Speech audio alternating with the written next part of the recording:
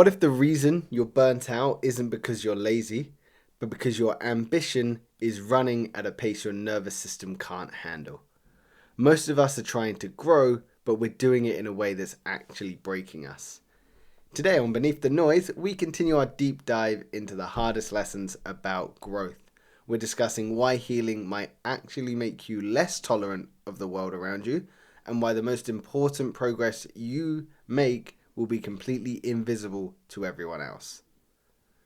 We're moving past the aesthetic side of self-improvement into the raw psychological truth of what it actually feels like to lose yourself before you find yourself. This is the second episode, and we're going to recap the first question we asked at the end of our last episode. So, Will, when we let go of those old dreams, of our old standards, we find that they change.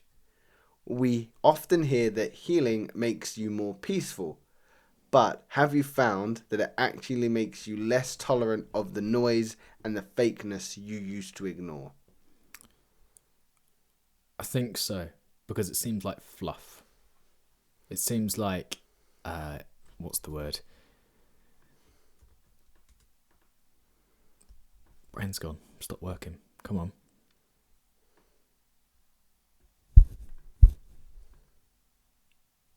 It seems disingenuous.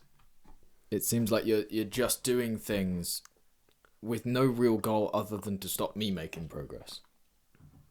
So, having done that sort of healing and learning myself, and still feel very much like I'm on that journey, I feel like I'm on the road, and what other people are doing is they're just putting in junctions and roundabouts and traffic lights and things that are just going to get in the way and stop me.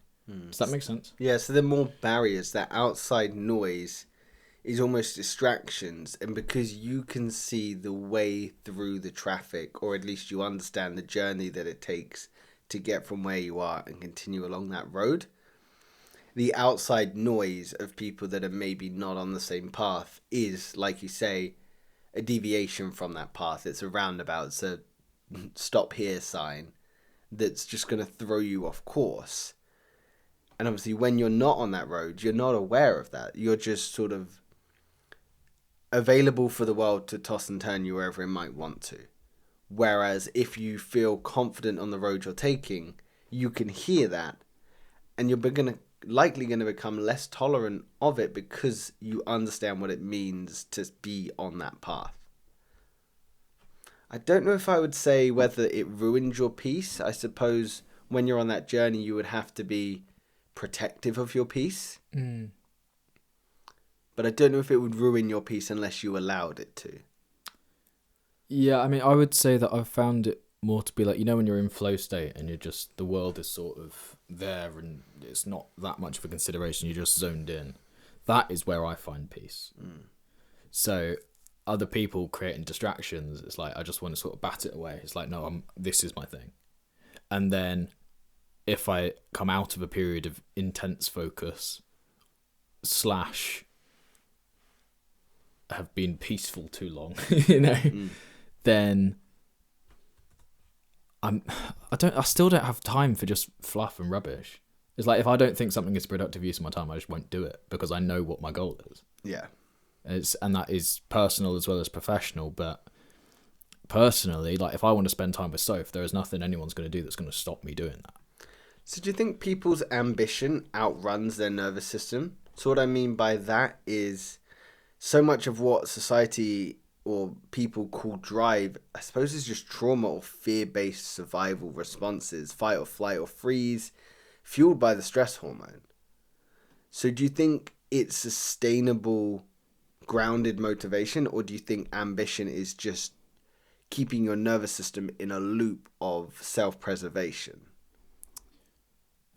Feel free to answer this, whether it's for you or whether you think for sort of the people at large, the general population. I suppose ambition can definitely be used as a safety mechanism. So you'd learn in life that your worth is tied to performance. I'm not saying this for you. I'm saying some people out there might learn that their worth is tied to their performance. So I suppose that would then condition your ambition, your nervous system, to associate achievement with value, of being enough, and rest as a negative, as something to be avoided, as a risk almost, because it's going to question your sense of self and your self-worth. So that way the drive to succeed would be a desperate attempt to outrun feelings. So ambition, I suppose, can be extremely positive, but if the ambition is coming from your nervous system or trying to outrun your nervous system, it can be quite damaging. Yeah, I would definitely relate to that. Like, I feel like my worth comes from what I can bring to the table, not from just me being, you know? It's my skills, it's my acquired knowledge, it's my, you know, following, it's my philosophy on life. That's what I can bring to the table, not just me, you know? So when I'm working, I'm doing it with such a veracity because that's where my worth comes from. So for other people, I would think probably, I think I've said before on a podcast that I think that a lot of people who are successful, it is because they've had some sort of trauma before, and can be greater or smaller, but it's like Elon Musk had a very rough childhood, you know. I think if you avoid all the drugs, all the like, I'm just going to cover up my pain with something other than motivation, I don't think you'll find somebody at the extremes that doesn't have something that's been driving them. Yeah, I don't know how much I want to agree with you. Not to say I don't or do agree with you, but I don't know how much I want to agree with that, because I think I said when you raised a similar point, I'd like to believe there is someone purely fueled by positive motivation. However, negative motivation can be a better motivator. As we've shown and said in other episodes, the fear of running away from something is often more of a driving force than the reward of running towards something. And I suppose the challenge there, of if you're trying to run away from something or using that as motivation, your brain is then going to give you hits of dopamine like a reward when you achieve something or run away from XYZ. And then it's going to become an addiction in that regard of trying to achieve more and more bigger and better things to get the same sort of dopamine response.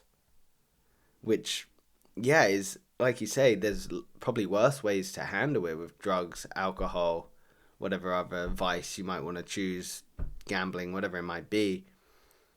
But when your brain can almost, or your body weaponizes your nervous system, it can be quite damaging.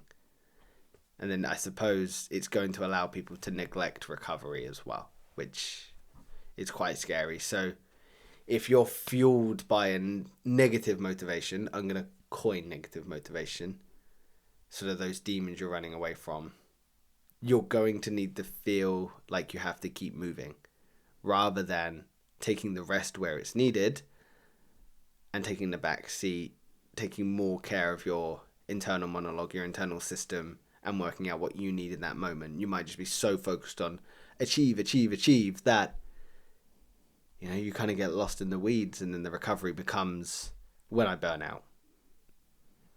Yep, you've described my life. And yeah, I suppose hustle culture doesn't play an amazing part in that either.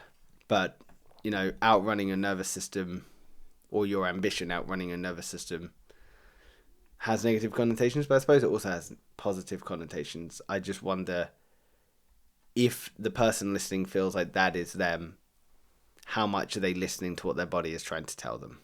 You know, if your nervous system is dysregulated or not in a flow state, you are going to tell. You're likely going to get sick more often. You're likely to be more stressed, quick to anger. Just tired all the time. This is it. Whereas if you've got a regulated nervous system, you'll likely be able to have deep, meaningful conversations quite easily.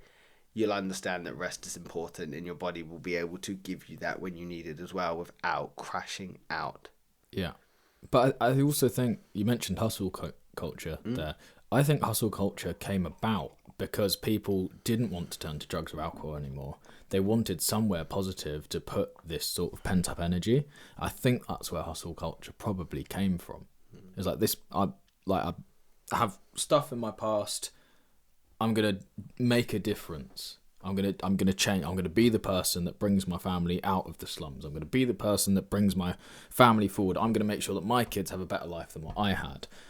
I'm gonna make sure they don't face the same trouble that I had, whoever it is. Like all my friends. I'm gonna bring my friends up so that we can all do something else. I'm gonna, it's just how can I keep pushing everything forwards, because that is a lot nicer feeling than coming to terms with whatever it was that upset me in the first place, I'm talking generally. Yeah, no, absolutely.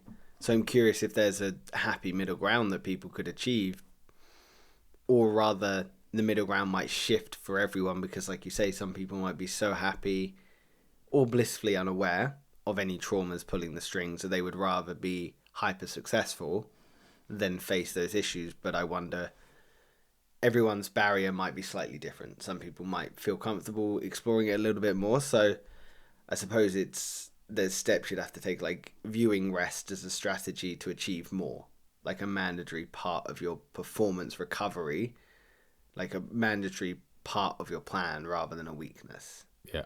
But for a hyper performer, telling them that, someone with a dysregulated nervous system telling them that, they're going to do everything but rest. Yeah. And even if they are resting, they'll likely do something to stimulate them at the same time.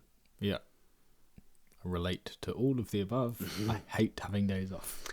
Yeah, deep rest is so hard to come by, and it's different for everyone. But yeah, seek support, view rest as a strategy and a tool, build better self-awareness of what your dysregulated nervous system feels like. There's definitely steps to work through it. But yeah, using ambition to outrun your nervous system, again, positives and negatives, but if it's coming at the expense of your health, maybe that's where one needs to step in. Yeah. Yeah, the point that we've got to jump off with is healing can make you less tolerant, not more. So as your self-respect grows, your patience for dysfunction shrinks. Which to me makes perfect sense. Because as you become more balanced, more centered, more aligned with who you are, you're going to become more aware of what you don't want. Like we've said before in other episodes, negativity bias. We know what we don't want. We know that with complete certainty. So if you're on a growth development journey and someone starts trying to distract you, that noise, that dysfunction, that background energy is going to be so off-putting. Yeah. It's very, very difficult to navigate because I don't necessarily think it's something you choose either to be, well, first of all, nobody chooses to be dysfunctional. No. But also there's not a day where somebody's like, right, now I'm in flow state and I'm going to be just, I've healed and I'm in flow state and I wish that'd be so easy. So, but that can obviously drive wedges between people, because it's like, you can't hate people for living their life because that's how they live. And you can't hate somebody for not doing personal development because it takes everyone different times and they've got to come to terms with it and be willing to accept help if they need it. At the same time, you can't help the fact that you might, have found your direction, found your trajectory, and you just want to go for it. It's very difficult to sort of reconcile those two things, because you could easily be the dysfunctional friend that one day turns around and isn't dysfunctional anymore, almost could be called functional, and can carry on down a certain path that is beneficial for you and your life and the people around you.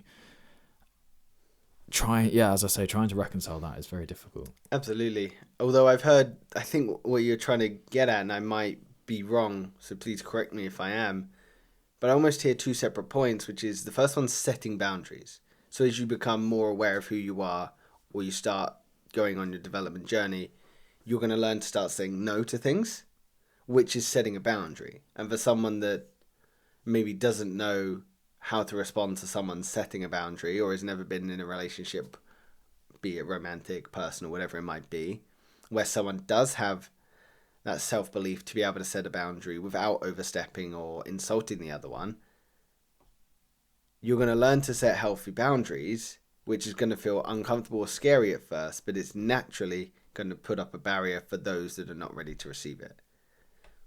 My counter argument to that would be, if the person you set up a boundary for doesn't respect that boundary, they likely shouldn't be in your life in the first place, because how is someone that doesn't respect something of you going to ever add to your life in a positive way if they can't simply accept a boundary?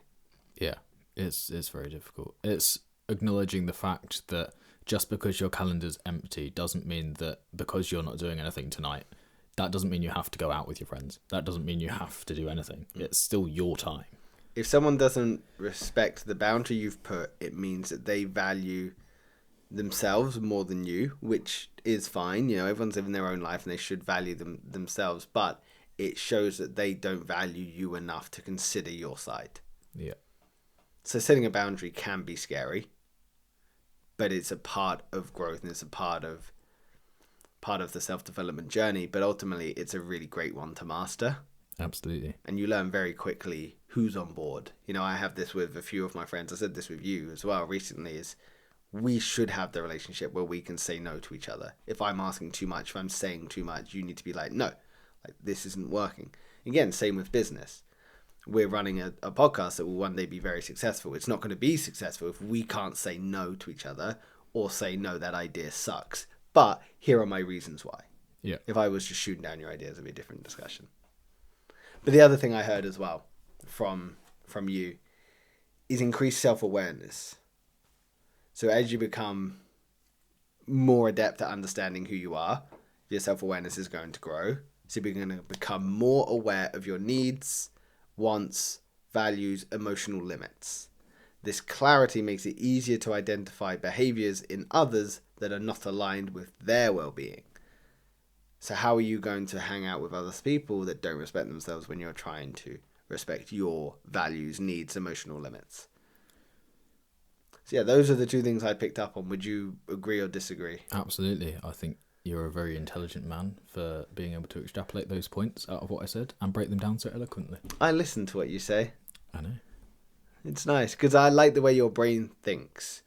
You are naturally very adept at weeding through the mess, understanding what you need to know, and also having perspective of how to implement it, which I think is really cool. I try my best. Yeah, no, I like the way your mind works, and because we've worked with each other enough, I know sometimes you are trying to get things out. It's just how do you get them out, which is really cool, and I like being able to do that for you. I appreciate it. Yeah. So another way I think you would become less tolerant of people or the noise is you'd start to value your inner peace more.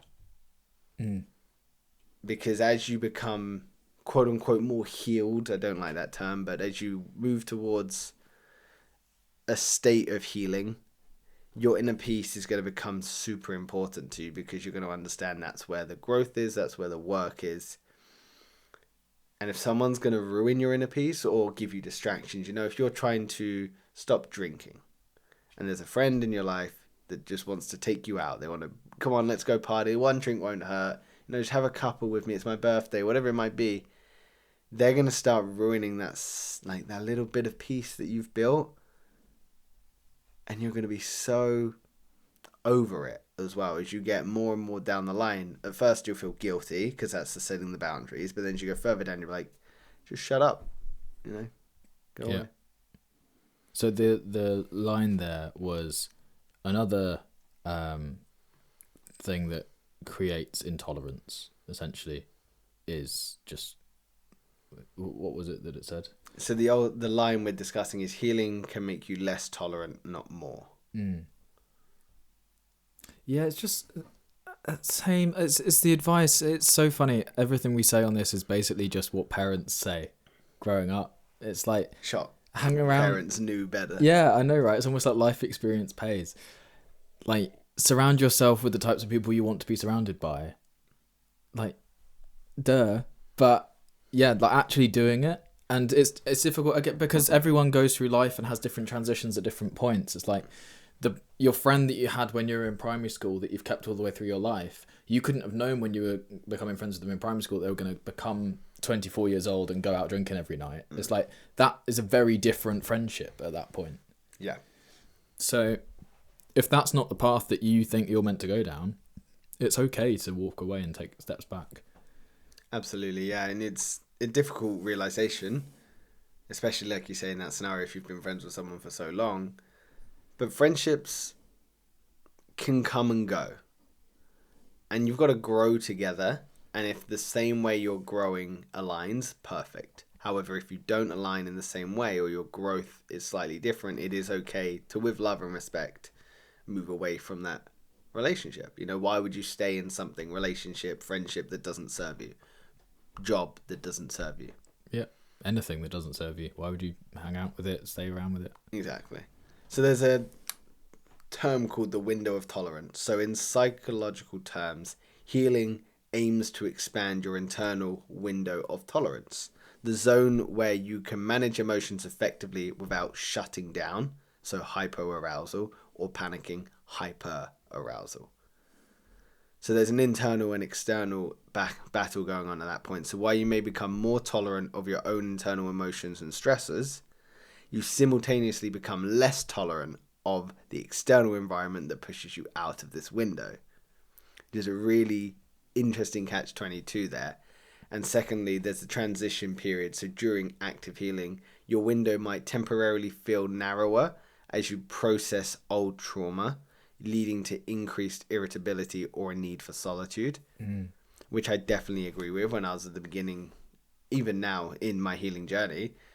As you start, your window becomes narrower because you are just processing. You're so in the information you're trying to work through that outside just becomes so much harder to process. But then, as you become more able to handle, your window of tolerance gets larger and bigger, and eventually easier to handle sort of outside noise without hypo or hyper arousal. Yeah, definitely. I think let's call it your circle. You said window. I'm going to call it your circle of inner peace. I like it. As that gets bigger, as you become more comfortable and accept who you are, that, in my mind, jumps to comfort. You have a sense of safety and comfort in just you being you for who you are. As somebody who has put a lot of time and effort into ensuring my being uncomfortable because I've seen comfort as an enemy for a long time because I didn't want to become comfortable earning 14 grand a year as an estate agent or 18 grand a year as an accountant, like just sitting and that was my life, rinse and repeat day after day after day.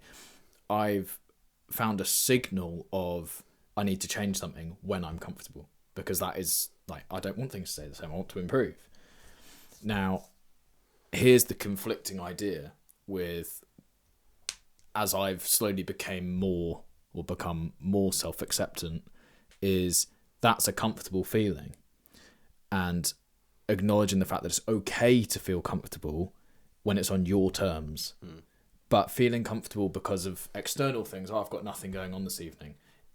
I've only now ever not got anything going on if I've chosen to not have anything going on. Not because work's told me I work 9 to 5.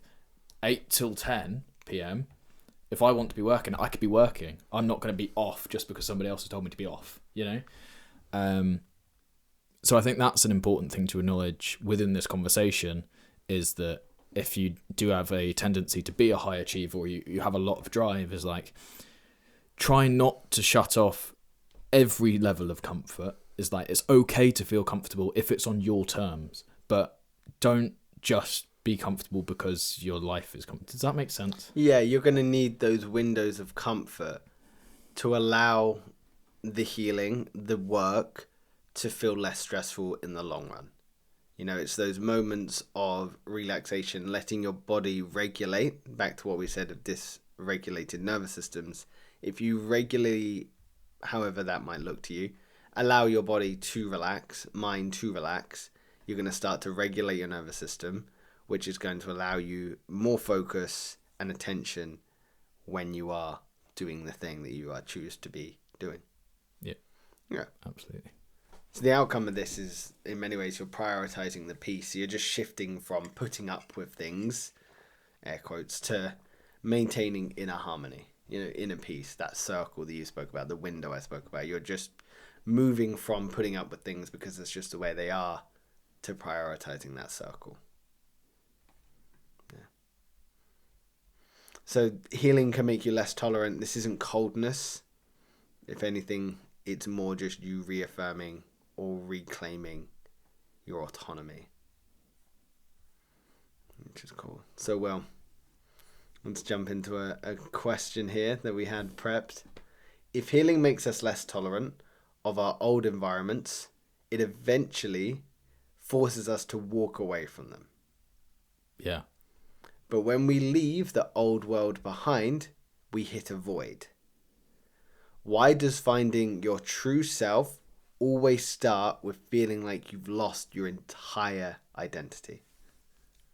Because you have. What do you mean by that? So I would imagine if you're carrying around some sort of historical force, something that upset you, something in your childhood, just you're carrying some sort of baggage, I doubt you can remember a time that clearly before that.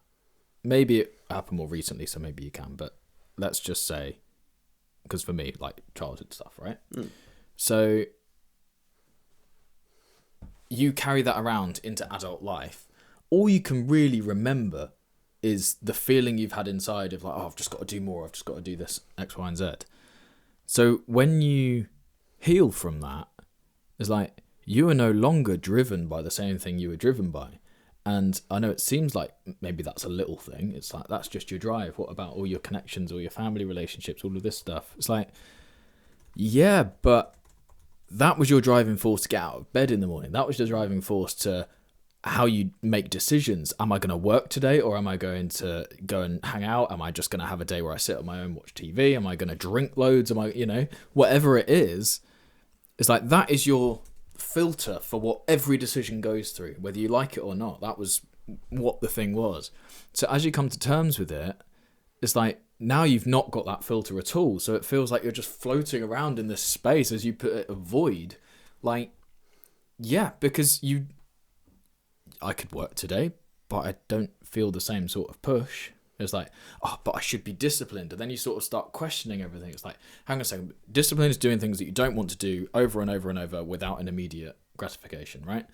Like, I used to find discipline really easy because I didn't want to do anything. So I would just throw my head into this piece of work. It's like, now I don't have that drive. It's like, okay, well, what do I do? What's the driving force? Yeah, that's it. So you've got to find a new. I think you can still have the same North Star, so you still can know the end goal, but that's going to feel different because the reason you may have wanted that North Star will change. Like at the moment, I want as many subs as I can because I'm probably still dealing with a lot. So I want as many subscribers. So I'm going to deal with that. I'm going to get there and I'm going to use every single piece of negativity in my past. I'll invent pain and suffering in my brain to make sure I get there. But let's say I have a mind shift over. I go to Bali. I do a nice bit of exploration. And I go to Bangkok.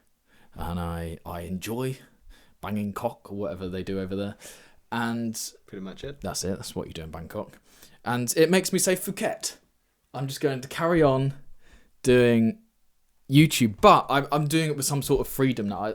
I've lost all my drive, because I've said long before, it feels like a pack of wolves is chasing me every day. Like I'm working towards this thing, and I'm running away from everything behind me. Like it's just me against the world.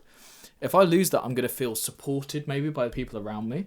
I'm going to maybe put more weight on their suggestions and their decisions. I'm not going to stress so much over how every single analytic in the video performs. I do a video or 3 videos a day or something between the channels. 3, because we do long form, short, and then I do my short. Yep. And then some days it's 4 because I do 3 a week on I'm not going to stress over all of those analytics because I feel supported by the people around me. I'm going to feel a stronger sense of community. And then that goal becomes way more achievable because the time pressure, the intensity is gone. So you can just enjoy the journey more.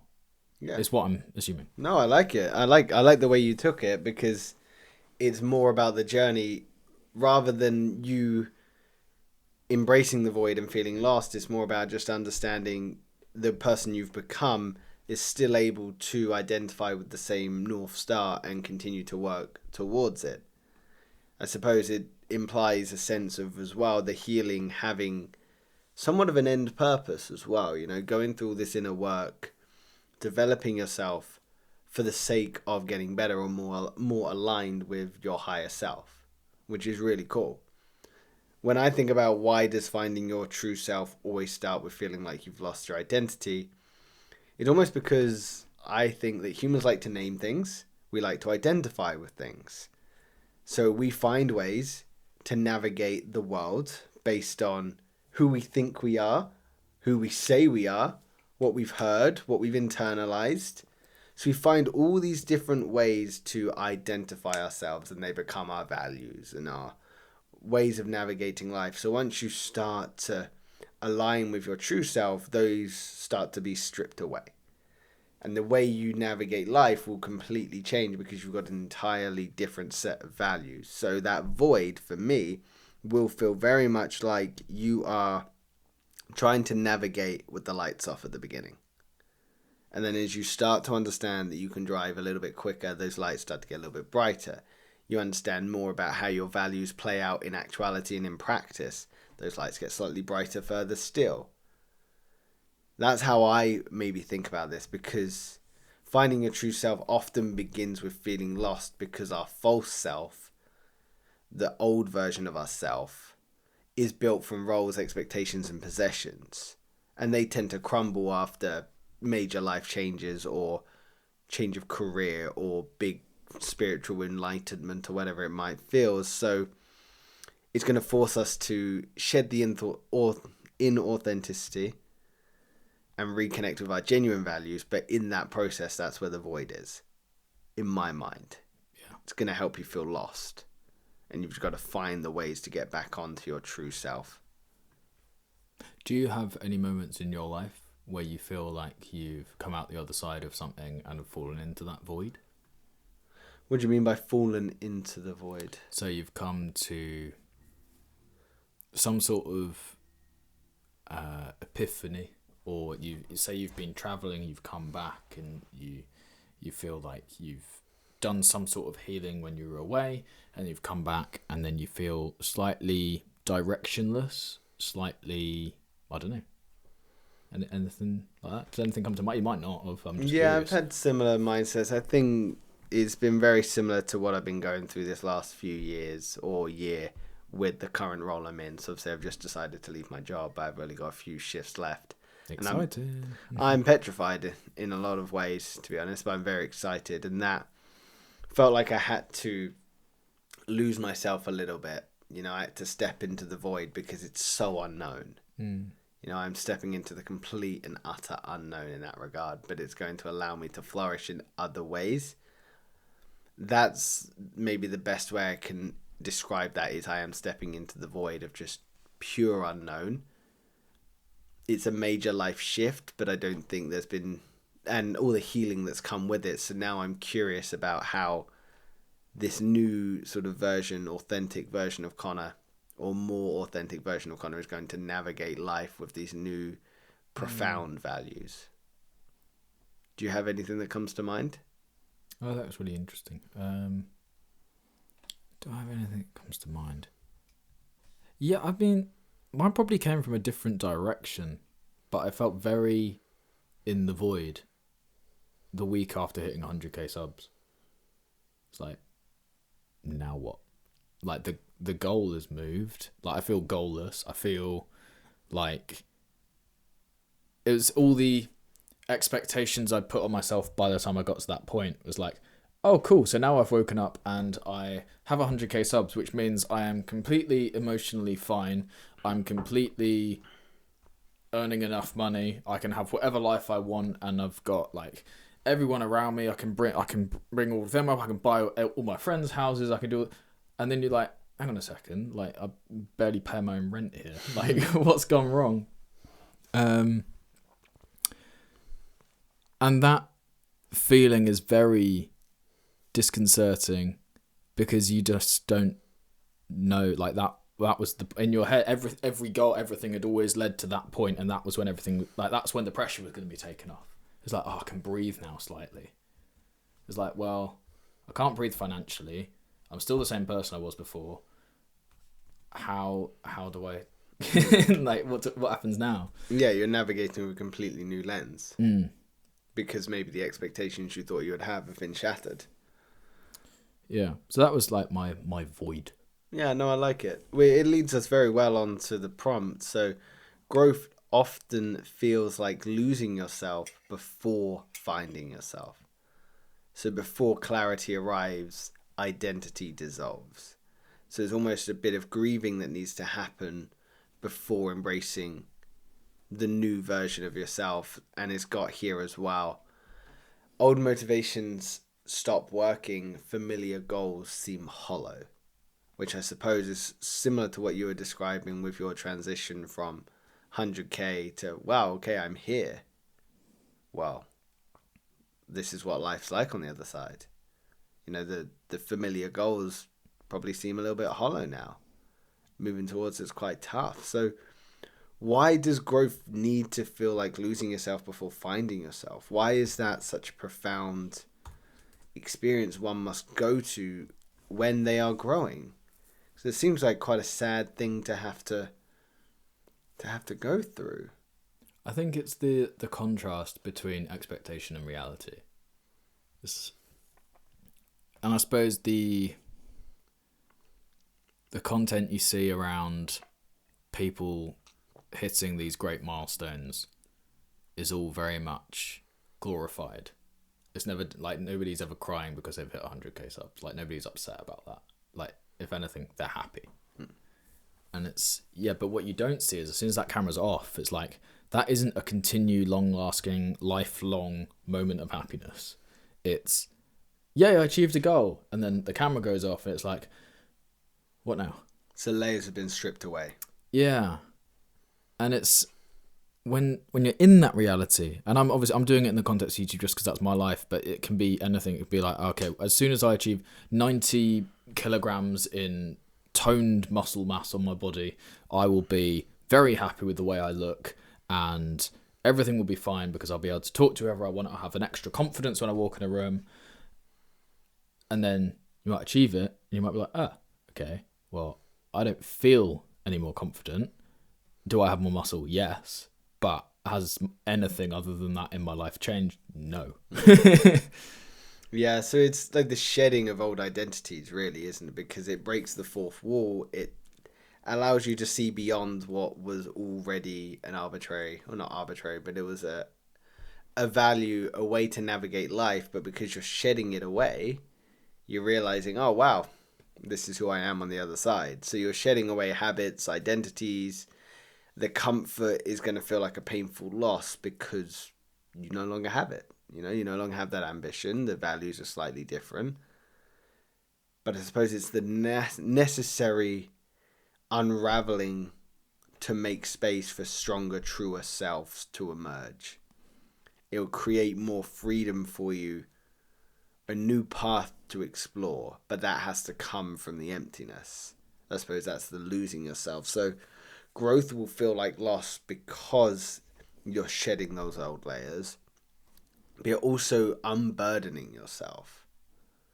And if you've attached identity to this person that is burdened by the trauma they experienced as a child, or maybe a catastrophe they experienced, a natural disaster, all these burdens they've been carrying on their shoulders, if you unburden them, get rid of them, clear out the clutter, or you unlearn the thought patterns that are going around in your head, that is going to create a void. That is feel like you are going to lose a version of yourself that helped you navigate the world. Like I give you for instance, in my personal life was when I stopped self-harming, I almost felt like I lost a version of myself because that was the person, the identity that I used to navigate life for so long. I said, whoa, I feel like I've lost that now. Who am I? Who am I now?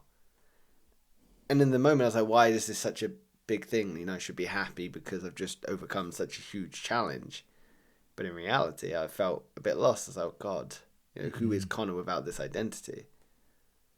But unburdening, unlearning those old thought patterns, embracing the void, you're going to then find yourself on the other side. And what are you going to find on the other side, do you think? Deeper sense of self? Yeah. Deeper sense of self. More. I don't know, just more. Everything you want is on that other side. It's just, how do you navigate it? How do you navigate that void to then understand how to get from finishing the negative thing or the negative influence, overcoming that, and getting to the more positive, more reassured, more self-aware, more self-acceptant version of you? How do you navigate that lost phase? I suppose the first step would be acknowledging the shift. You know, I feel like that's a very easy first step. Well, not easy, but it's a logical first step, is understanding that things are changing, whether that's values, a significant life event. Recognizing that that feeling of lost is a sign of evolution, not a personal flaw. That's probably where I would jump to as like a jumping off point, is navigating that lost phase. And you just got to acknowledge of the phase you're in. And you've got to look without judgment on yourself as well. Because if you start judging that, then you're probably going to sit yourself back. Next, what would you do next? I would create space for introspection. But that's very me. You know, I would go very inwards. If I was feeling lost, okay, I'll start journaling, I'll start meditating, I'll start listening as authentically to myself as possible. You know, I've told you before, I get extremely busy. I make myself extremely busy when I've got something that's wrong. So I'd need to create that space and time for reflection before my body burns me out and I'm sick from work. And then that's when I have the epiphany that I want to leave my job. Yeah. So creating space for the introspection would be what I would do next. Yeah, I think that's really interesting. I'm similar, but obviously go about it my own way. I have this underlying problem in my life, which is I must be making progress towards something. That is the absolute, that's a non-negotiable. However, as and when I fall into that void, I have to look externally for the new input that's going to create, like go into the supercharger that is me to then go and make something of it. So I'm looking for new experiences, I'm looking for new sources of information, new role models, new everything. People that I can look up to, that I can see as that's the new target. I want that sort of life. Even if it is just a facade that they're showing, it's like that can be my new goal. So for example, I hooked on to Alex Hormozy's stuff a while ago, and it's like, okay, I like the idea of having an office space, some central location for my business. Doesn't mean I've got to be in acquisitions of companies to get there. I can get there however I like, but that's the goal. And then it's just finding your vehicle. It's like, how are you going to get there? But I've said long before, unless I've got that end goal, I'm useless. I can't just work at something not knowing what the purpose is. So you're just identifying areas in your life that resonate with you. That's it. I couldn't put it better. Yeah. That's what you're doing there, is you're finding where your motivation and your inspiration is coming from. Yeah. You know, because you said you want to feel like you're making progress towards a goal. I would counter and say that the ability to sit in stillness is still making progress. However, I understand, you know, you want to be like a duck where it looks like you're moving slowly, but your legs are kicking because you're always trying to get somewhere. I get that. But you're identifying areas in your life that still bring you joy, fulfillment, something that resonates with you, that lights your soul on fire, that gives you a reason to get up and go, to try again, accept that there's failures, but accept the failures as lessons and keep going. You're finding what is going to be enough to keep that fire stoked. Yeah. Yeah, I like that. That's a really good one, man. Yeah, those are probably really good ways to navigate the lost feeling. You know, start trying to feel around, try new things, connect with yourself. And remove the pressure, I think. I think if you find yourself in a void, you're probably feeling lost enough. You don't need to have additional pressure or external pressures on you that are like, you should be doing this. You need to be doing that. Like, don't pile on. You know, it's tough enough. We love to pile on though, don't we? We love to find reasons to get on top of ourselves or put more on our plate than we need. Do you think that's a negativity bias at play, or do you think that's just judgment on ourselves? I would say it's probably more judgment, only because negativity bias is finding the problems, seeing what's a negative out in the world, what's gonna impact you in a negative way. Whereas I think that leans more on judgment, because judgment is you putting expectations on the thing. It's more future facing. It's like, if I have 2 weeks off, I have no videos queued, it's absolutely off, like the world doesn't know what's happened to me, then I'm casting a lot of judgment on myself. If I was just to do that tomorrow, for example, just start a 2 week period, like don't touch my phone, like I'm gone. Everyone thinks Will's just disappeared. I'll be casting a lot of judgment on myself because of what could have been. Like, if I'd had those extra 2 weeks worth of content, then I would have been able to do this and this, and you can already see the route that would take. As soon as you stop that, it's like, what are you doing? Why are you doing this? What, like, who's this benefiting? Why, you know? So you've got to be looking with self-compassion, really, because if you're just going to get on top of yourself, that is already a difficult time, you are just going to amplify that feeling. Yeah, absolutely. But I think you covered it best when you said the first step is self-acknowledgement, like acknowledging the fact you may be in a void. And, like, that's okay. Yeah, like, that isn't regression. No, that's you noticing. That's like the lobby before you go into the next game. That's literally what that is. You're just hanging out for a bit. Just chilling out. Yeah. What are you doing? Hanging out? Yeah. Lobbying.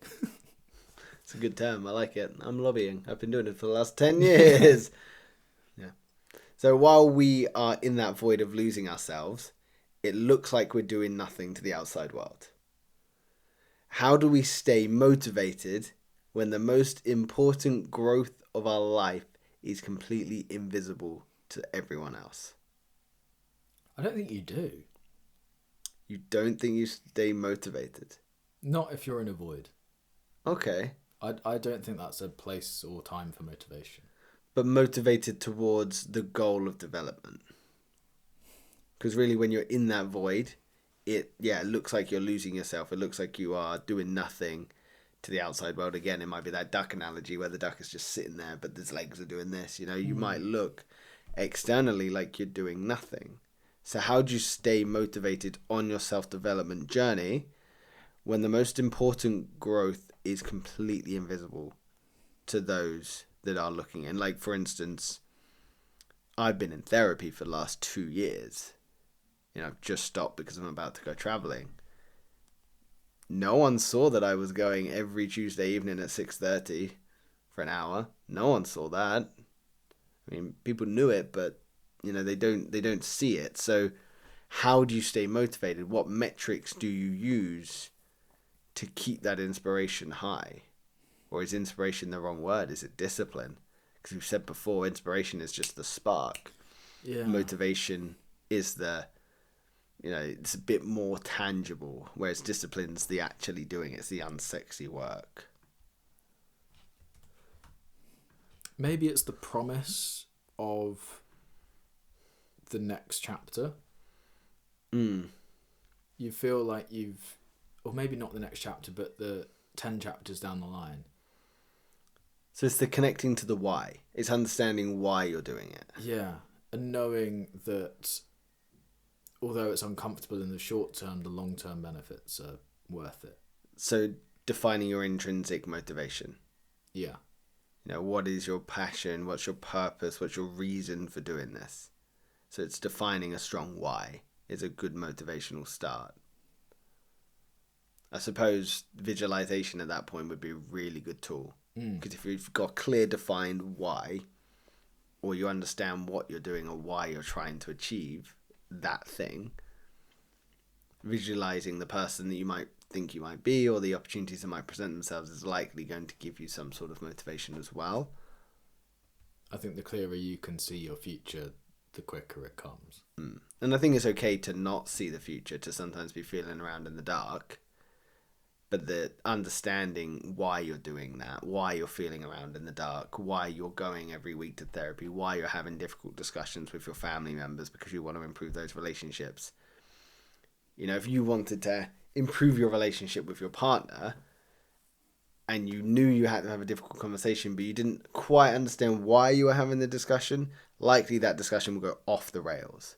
Whereas if you have a clear why, you have a clear end goal, it's going to make that void, that messiness, feel clearer and smoother and easier to navigate. Yeah.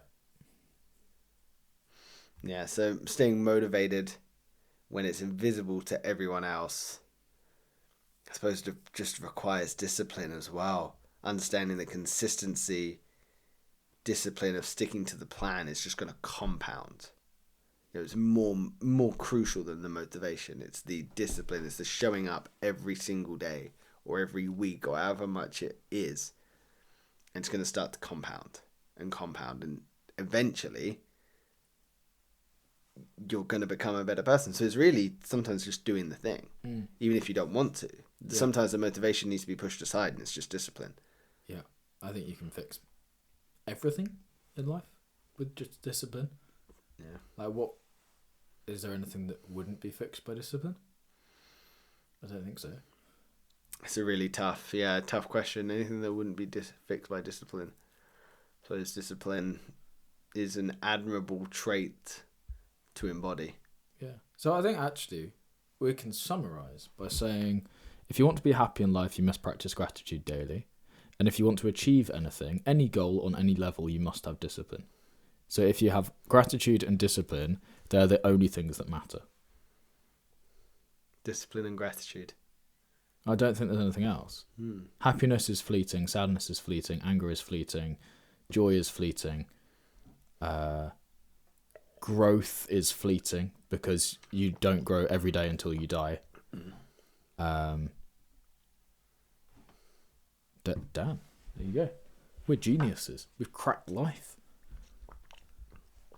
You're welcome.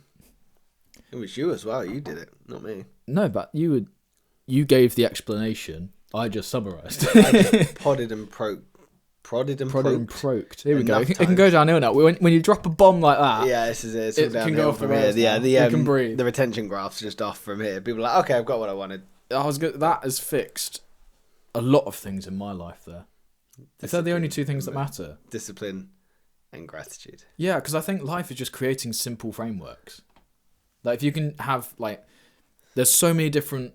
See how motivated I've got now. Yeah, I can see it. You have so many different frameworks for so many different things in life. So the only one that's missing, we've got happiness happiness is caused by gratitude. You've got all your goals and wants and desires achieved by discipline. The only one that's missing is social. So how do you improve social relationships? That's the last one we've got to crack, which is, we don't have time in this episode, but that's the next one we need to do. And then we've got happiness, everything you want, and social relationships. But yeah, so it's just creating simple frameworks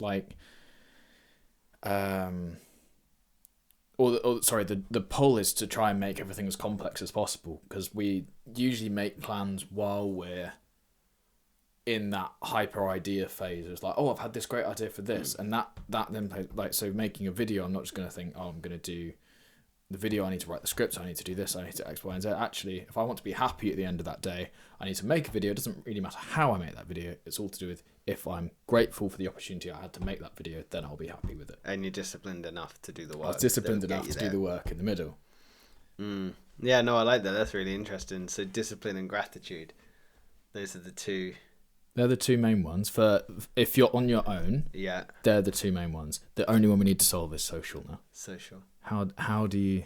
Yeah, we'll jump in. Yeah, we'll make a note of that and we'll discuss a different pod, and that can be actually an exploratory one where we just Well, I feel like this has been relatively exploratory. I think all of them are relatively exploratory, don't you? It's a good word, exploratory. Yeah. I I'm like it. always scared I'm going to get it wrong. Like laboratory. Exploratory. That's exactly it. Yeah. But suppose there's a paradox that comes from transformation, that growth is a biological and physiological death and rebirth process, not a simple upgrade. It's not just you're trading in one thing and you're getting something back. You almost have to grieve what you're losing to be able to understand what you're gaining.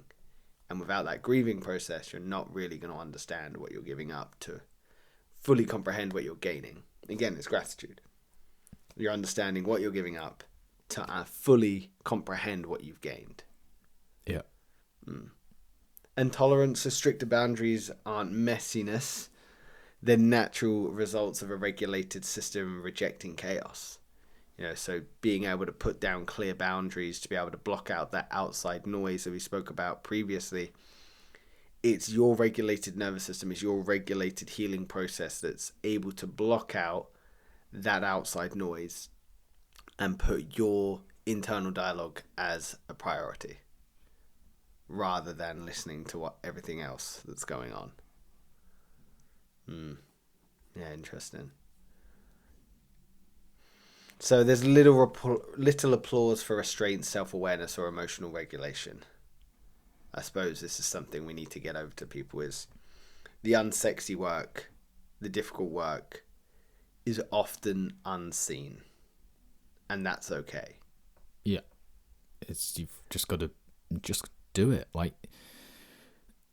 if somebody was to genuinely film every step it took along the way for them to get to the point of success that you admire and strive towards, is like, you would be old by the time you finish that series. Mm-hmm. It's like, because if you're going to watch somebody who wakes up at 4 a.m. and works solidly until 10 p.m. and then goes back to sleep and does the same 7 days a week for 10 years, like, you might as well have just done it yourself. By the time you finish that, they'll be 10 years further ahead and you just have the next episodes to be watching. But you can't watch them because if you were to actually implement it, you have no time. But it's quite consistency, isn't it? This growth when no one's watching, it's showing up daily, making the small choices, choosing peace over proving a point, or doing the unglamorous, the unsexy work that builds that deep foundational, solid base for you to build upon, whether that's trust, whether that's authenticity, whether that's discipline, gratitude, whatever it is. It's quiet consistency that people don't see. And then you'll be that person that people go, oh, wow, you've really changed, haven't you? And you're like, yeah, I have, man. I've been working hard on this. Yeah, so invisible growth is those internal shifts. It's trusting the process. It's patience. It's persistence. There's a lot of work that goes into just showing up day after day. And ultimately, I suppose one thing we haven't even touched on is if we're talking about healing, and if you're going to rely on recognition or outside influence on your healing journey, your growth will stall. Because it'll be completely based on other people's worth, which won't be growth in the first place. But if you're going to constantly rely on someone going, well done, I see that you did X, Y, Z today, you won't be doing it for the right reasons. Well done, Will, I saw you went to the gym today. But, oh, yeah, I'm going to keep doing it so I keep getting that reward for doing it. That's not going to be an intrinsic motivation to do it. No. Yeah. It must be hard to feel unseen at the most important times of your life, but I think that builds self-respect. Yeah, and just strength of character. It's like, if you can face what should be the most social of times on your own.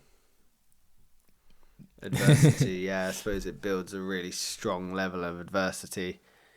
It helps you trust yourself when things get difficult, that you can handle those difficult times. So that when another difficult time comes up and requires more sort of confrontation or going into that self-development journey again, you're capable of doing it.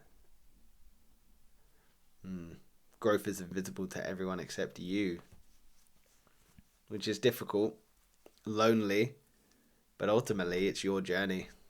And I don't think there's anything wrong with feeling not necessarily lonely, but self-supported in that time. And there's always going to be people that support you on the journey, but it's yours. I think growth is invisible to everybody else until it isn't. Because they do notice, oh my God, I haven't seen you for 4 months. You've changed. Like, they notice that. But on a day-to-day basis, they're not going to know what's happening behind the scenes. They're not going to know you're going to counselling every Tuesday night, you know? They're not going to see that. But long-term, they'll see, oh my God, you seem so happy. You seem like you know what's going on in your life. You seem to know... Do you know what's great is in that moment as well, the internal piece will be a better validation than the external applause ever will be. Which is awesome, because knowing that you've got that self-certainty, that self-assurance, that internal piece, it will feel great to feel validated externally, but because you've done all that internal work, it will feel less than knowing you've done that hard work yourself. And I can 100% agree with that. I feel exactly the same.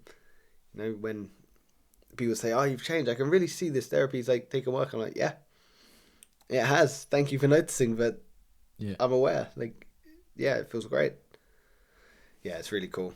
But it's a really great opportunity. I'd invite people to explore the self-development journey themselves. And yeah, grow in it, expand on it, understand that day after day, people might not see it, but it will change. And ultimately, like we've said before, people will always applaud you at the beginning and at the end. No one will see that sexy work, and that's cool. Yeah. That's fine. Yeah, man. That's been a really enjoyable episode. It has. We've covered a lot of different talking points. We've wrapped up that gratitude and discipline are the fundamentals. They're two of what I imagine there are three most important pillars of life. Okay, so I'm just going to write them down, which was discipline and gratitude. And we'll have to get them printed out on an A4 bit of paper. Yeah. You can be disciplined, I'll be gratitude. Well, this has given us something other than do the thing to write on our YouTube banner. Yeah, true. It's true. Like the three, and that could be our thing. It's like the three pillars of life is gratitude, discipline, and... We gotta find it. I like it. But this is fun. This is like a mini series within the podcast. It is, yeah. Follow along. Unraveling life. It's great. I've written down my word. Have you? What's your word? Oxytocin. Battery. Oh, close. Definitely not.